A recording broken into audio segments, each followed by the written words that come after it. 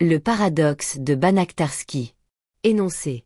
Il est possible de découper une boule en un nombre fini de morceaux et de réassembler ces morceaux pour former deux boules identiques à la première. Explication. Ce paradoxe repose sur l'axiome du choix et des propriétés contre-intuitives des ensembles non mesurables en théorie de la mesure. Mais comment est-ce possible? En réalité, ce n'est pas vraiment possible dans la vraie vie avec une vraie orange. C'est un paradoxe mathématique, ce qui veut dire que c'est une idée qui semble impossible, mais qui fonctionne dans le monde des mathématiques. Cela fonctionne parce que les morceaux sont tellement bizarres et complexes qu'ils ne peuvent pas exister dans la réalité. Ils sont basés sur des idées très abstraites, comme l'axiome du choix, une règle en mathématiques qui permet de faire des choix infinis. Pourquoi c'est important? Ce paradoxe montre que les mathématiques peuvent parfois être très surprenantes et qu'elles ne suivent pas toujours les règles du monde réel. C'est comme un tour de magie, mais avec des nombres et des formes. En résumé, avec des morceaux très spéciaux, on peut transformer une orange en deux oranges identiques, mais seulement dans le monde des mathématiques.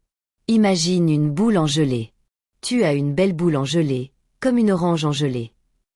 Cette boule est faite d'une infinité de points, comme des petits grains de sucre invisibles. Même si tu zoomes très fort, tu verras toujours plus de points. Découpage magique. Maintenant, avec des ciseaux magiques, tu peux découper cette boule en quelques morceaux, disons 5 ou 6. Mais attention, ces morceaux ne sont pas comme des morceaux normaux de gelée. Ils sont très bizarres, comme des puzzles infinis, car ils sont faits d'une infinité de points. L'axiome du choix entre en jeu. Pour découper la boule, tu utilises une règle magique appelée l'axiome du choix. Cette règle te permet de choisir des points dans la boule d'une manière très spéciale, même s'il y a une infinité de points. C'est comme si tu avais une baguette magique pour dire « je veux ce point, et ce point, et ce point ».